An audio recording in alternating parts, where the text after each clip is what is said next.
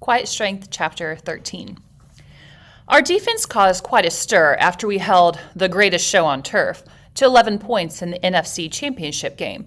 During the 1999 season, people had talked a little about our defense. But after that championship game against the Rams, people began talking about our defensive scheme.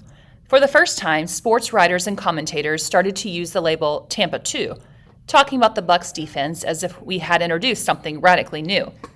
The funny thing was, our defensive strategy was merely the blending of a couple of concepts that had been around since my days with the 1977 Steelers.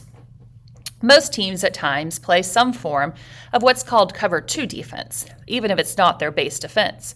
The cover 2 is a zone defense in which players are responsible for covering receivers who enter their zones.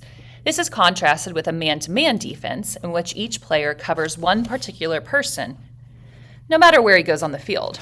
Also, most defenses favor a 3-deep concept, in which the free safety and 2 cornerbacks protect the deep zones, the parts of the field farthest away from the line of scrimmage. Cover 2 has the 2 safeties playing deep and the cornerbacks and 3 linebackers covering the short zones. Many coaches think this makes cover 2 more vulnerable to deep passes, but that's not necessarily the case.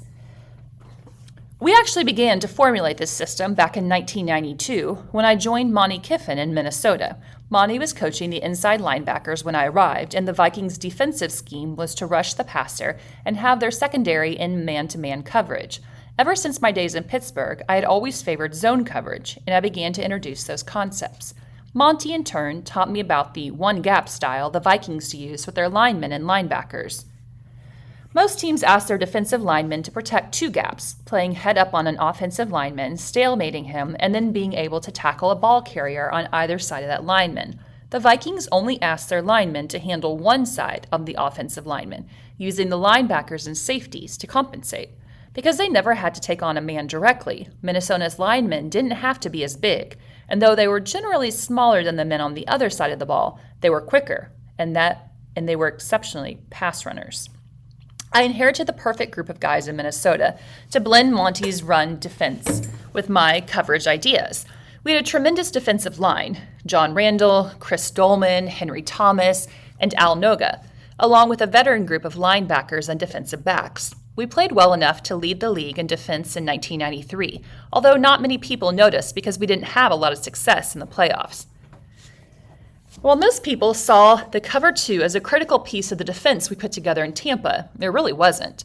We believed it was not our formations that made us good, but rather how we played. We emphasized fundamental concepts, not making mistakes, and above all, 11 guys playing as fast and as hard as they could on every play. The defensive line was critical to the success of our scheme. John Tierlink was our line coach in Minnesota, and I saw how important he was in setting the tempo necessary for our undersized guys to excel. That was why hiring Rod Marinella was such an important piece of the puzzle in Tampa. Rod could relate to, teach, and motivate each of our linemen, whether they were veterans or rookies, fast learners or not. He inspired all of those guys to play hard, fast, and smart. We used a number of high draft picks on defensive linemen, but Rod made every guy in his room feel valued and necessary, which they were. During our first training camp in 1996, we were watching film as a staff, and Rod was particularly intrigued during the 7-on-7 drills. The 7-on-7 is a pure passing drill in which the linebackers and defensive backs work against the running backs and receivers. The linemen are usually at the other end of the field working on pass protection and rush. As a result, Rod never saw the 7-on-7 drills live. He kept stopping the film to ask the same basic questions after pass completions. How would you stop this one? Can you even cover that route? Won't they complete this pass all day?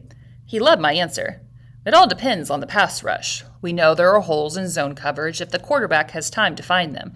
But if he's under duress, he won't always see the open receiver, and he won't be able to hit him consistently. From then on, Rod started each season by telling his players, our defensive linemen, that they were the key to our defense.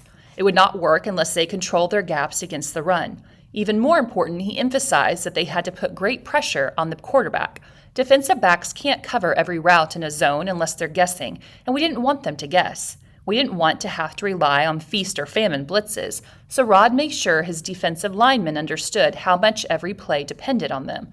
Rod and his linemen took the personal challenge to keep teams from completing passes against us. If a player didn't share his passion, Rod wasn't afraid to bench him until he consistently played with the energy Rod demanded. Okay, so that's just a little more insight into the game and into their defense. We had gotten close to the Super Bowl in 1999, but rather than continue to do the things that had gotten us to that point, we began to tinker, at least in my eyes, with some of the basic tenets of our philosophy. One of the biggest problems with becoming a head coach is the higher up the ladder you go, the less actual hands-on coaching you get to do. Being responsible for more things means you can't coach every player the way he needs to be coached.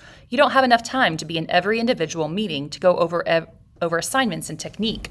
You have to rely on your assistants to do that. I knew from watching Coach Knoll and Danny Green how I wanted to do things as a head coach. I hired top-notch people, trusted them to do their jobs, and then came to grips with the fact that I wouldn't be coaching as much. I missed that. Coaching is what I had always done, and now I had to fight the urge to coach everyone. If I wasn't careful, I would end up coaching through or around some very good assistants, which would lessen their credibility with their players. I knew I had to make sure I didn't inadvertently devalue the coaches in the players' eyes by not letting them do their jobs. Right, and that would be really hard as a head coach or really anyone who is in charge of a company or a larger team aspect is you have to delegate and you have to be able to trust the people under you that they are going to do their jobs and do their jobs well. And that's what Tony struggles with a little bit there is like he wants to have more of a hands-on approach, but that's not really what, a lot of head coaches are, right? They're more delegators, right? CEO, they assign their assistant coaches to do certain jobs. As head coach, I also had more off-field responsibilities, and I could see how easy it would be to shortchange my family in an effort to do all that needed to be done. But I was determined not to neglect Lauren and our kids. I had resolved during those long days and nights in Kansas City that if I ever had the chance to be a head coach, I would not spend all night in the office. Rather, I would trust my staff and get us all home at a reasonable hour. Right, and he learns that the hard way again when he works for Kansas City and Marty Schottenheimer and how Marty kept them late into the night. And Tony always knew from then on out that that's not the type of coach he wanted to be. He wanted more of a work-life balance and for people to be able to spend time with their families. As a result, and in order to allow Monty, Lovey, Rod, and Herm the latitude to run the defense, I rarely attended meetings with the defensive players. I mostly sat in on meetings with the offense and special teams. Because I was a defensive coach, I thought it was important for the offensive players to see me in their meetings. When I played in San Francisco, Bill Walsh orchestrated the offense, but rarely got involved with the defense. As a defensive player, I felt underappreciated. We knew how smart Bill was, but it seemed that he put all of his concentration on the offense. We felt forgotten on the other side of the ball. Since I had been a defensive coach, I didn't want our offensive players to feel forgotten and underappreciated. Even though I sat in on those meetings, I always made certain to allow Mike Shula on offense and Joe Mariano, specials teams, to coordinate their units, both in practice and in the meetings. I didn't ever want the players to question their authority. Because of that, I continued to feel badly about having allowed Mike to step down. I had been in those meetings, and I knew what a good job he had done. He had been thorough and well prepared, and he had taught exactly the way I wanted. I felt I had violated a basic principle we were trying so hard to instill in our team: trust. Along with that, I felt we were moving away from our philosophy and the way we were building the team. Rich had never been afraid to trade draft picks for additional picks. Occasionally, we would move up to get a particular player, but our philosophy had always been to build through the draft and improve our team for the long term. Now, having gotten a glimpse of postseason success, we seem to be shifting away from that philosophy to get over the hump. Shortly after the Pro Bowl, we traded 2 first-round picks in the 2000 draft to the New York Jets for their volatile wide receiver, Keyshawn Johnson. My concern wasn't that we added him. Keyshawn was a great player who made us a better team the moment he stepped onto the field. My concern was that we gave up the 2 first-round draft picks to get him. The trade did pay dividends. Keyshawn played at Pro Bowl level for us and eventually helped the Bucs win a Super Bowl. But I believed we were moving away from some core beliefs as an organization by looking for the quick fix. Change isn't always bad. We should always be learning and improving. But the change I was seeing involved principles, not procedures. To my way of thinking, that was bad. So again, Tony had to let his offensive coordinator, Mike Shula, go because that's what the owners, the Glazers, wanted. And he did not agree with that decision at all. And now the team is starting to make more and more decisions that he doesn't agree with philosophically. And he doesn't like the way that the organization is starting to be run. For the Buccaneers, 2000 was a good year and very nearly a great year. We went to the playoffs again. We beat the Packers in Tampa again, and we lost a close game to them at Lambeau Field again. I had hired Les Steckel, a good man and a fine coach, to replace Mike Shula. Our offense continued to develop under Les. In fact, we set a franchise record for points scored. Yet we seemed to be a team of streaks. We won our first 3 games of the season, then dropped to 3-4 with a month of Sunday losses.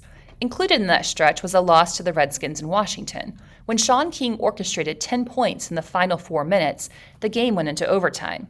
But the Redskins were able to get into position to kick the winning field goal. Their kicker? Michael Hested. Even though it was devastating for us, I was happy for Michael. If we flash back to a few chapters earlier, Michael was a kicker for Tony, and he was the one whose mom had cancer during the season and wasn't necessarily performing that well. But Tony kept him in, and then Michael ended up having some clutch plays for them. And so now apparently Michael plays for a different team, and the Redskins end up winning due to a kick by Michael. We won 3 games straight, lost to the Bears in Chicago, and then won 3 more. At 9-5, we were on the verge of a playoff berth and possible NFC Central Championship again. We had only 2 games remaining, the Rams at home and the Packers away. The Rams game was on one of the most remarkable games I've ever been a part of. It was hard to believe that our 2 teams had ground out an early 11-6 game only 11 months before. We trailed 35-31 with less than 2 minutes to play. Sean King threw a screen pass to Warrick Dunn, who, seeing he had nowhere to go, avoided being tackled by pivoting and flipping the ball back to Sean, who somehow ran for 30 yards. We scored to take the lead, 38-35. Moments later, John Lynch intercepted a pass to clinch the game. It was the Bucs' 3rd playoff berth in 4 years. The atmosphere in the stadium was electric as we celebrated with our fans. We headed to Green Bay for the season final. Since I had come to Tampa, we had never won at Lambeau Field. And we still carried the never winning in cold weather jinx. That day, the temperature was a numbing 15 degrees with a wind chill of 15 below. Definitely sub 40. With a win, we would have our 2nd division title and a first-round bye in the playoffs. The score was tied 14-14 late in the game. Brett Favre was driving the Packers toward the win. Then our linebacker, Jamie Duncan, intercepted a far pass. Sean King moved us down to the 22-yard line to set up Martin Gramatica for the game-winning field goal. Martin had not missed a big kick for us in 2 years. He missed this one just wide to the right. We lost the coin toss to start overtime and never got the ball. Green Bay kicked a field goal to win 17-14. Our opening playoff game would be in Philadelphia. We played poorly against the Eagles, losing 21-3 to end our season. But for the 3rd time in 4 years and the 4th in the Bucs' entire history, we had won 10 or more games. We had seen a number of positive results on offense and had set some team records. But I felt that Les's coaching philosophy did not quite mesh with mine. He is an excellent coach and a good friend, but thinking long term, I decided we were better off making a change. Had I known what lay ahead, I would not have fired Les and named Clyde Christensen as our 3rd offensive coordinator in 3 years. So the Bucs overall, okay, they do have an okay season, right? They're 9-5.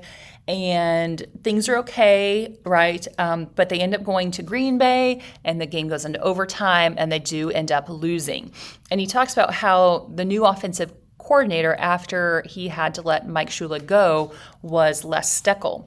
And it's interesting because Tony doesn't go too much into it in this book, but he does imply that Les's philosophy didn't match up with his, and so something was going on there to where Les, after 1 season, is no longer the offensive coordinator, and instead Clyde Christensen is now the new offensive coordinator. And we have heard of Clyde Christensen before.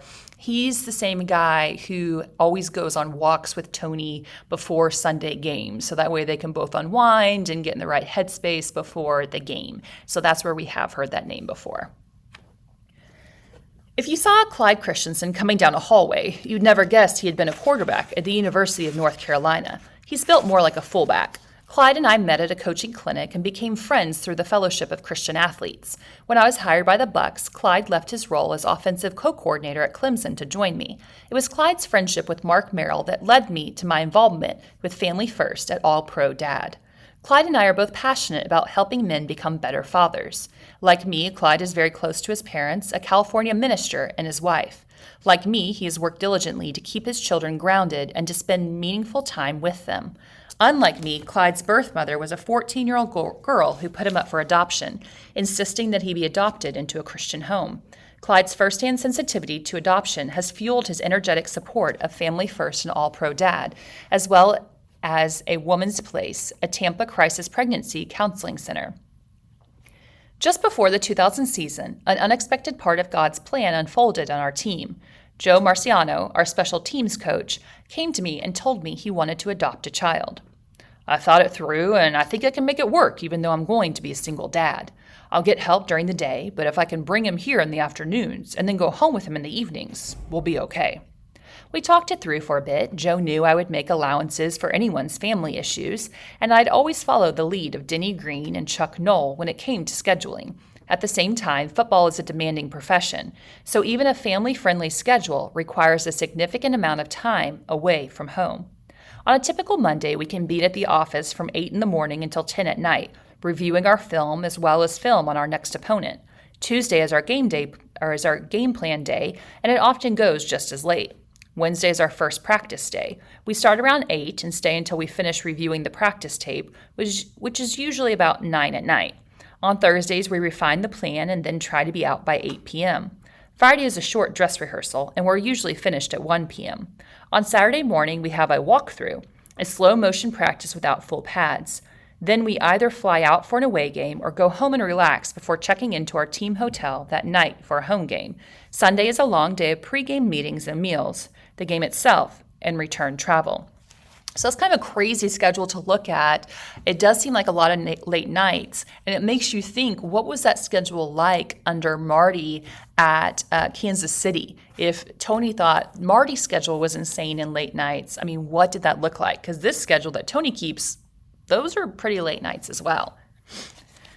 I knew we would have to be creative in thinking about ways to make this work for Joe and the Buccaneers. We decided that since Joe was the special teams coach, he didn't have to meet with the other coaches, but could meet with me separately to review his plans for the kicking game on a schedule that worked for his childcare. He could probably even do a lot of his work at home.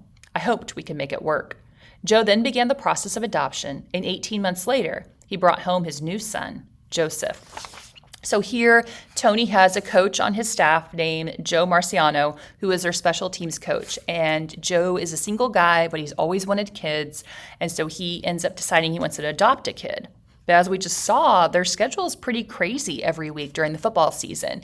And so he goes to Tony, and Tony's really understanding because he takes his philosophy from past coaches, Denny Green, Chuck Knoll, about, making sure that family is really first. And so he tells Joe, hey, we will work with you because we want this to happen for you. And so Joe ends up 18 months later, adopting a little boy. One of the most interesting parties in all this was my wife, Lauren. She wanted to help Joe all she could, but she also was interested for another reason. She wanted more kids around. Lauren was a twin and came from a close-knit, gregarious family. The Harrises were all very outgoing, and their household was always lively. By contrast, as Lauren had been known to say, you never quite knew what the Dungys were thinking. We were a very quiet family. When Joe adopted Joseph, Lauren and I had 3 children, Tiara 16, Jamie 13, and Eric, 10. But Lauren hoped for more. She wanted to adopt as her parents had. They had taken in a number of foster kids over the years and had adopted 2 of them. Now in their 80s, my in-laws have a daughter in high school and a son in middle school. Lauren and I had taken in foster children when we were first married, and I was at least somewhat interested. After all, God had blessed us with material resources that would allow us to take care of more children than our 3. And Lauren really was cut out to be a mother. At the same time, I'm not always quick to make decisions. I like to think things through and carefully weigh all the options whenever I can, and he has told us that about himself before. Adding children to our family struck me as the kind of decision that was worth taking some time to contemplate.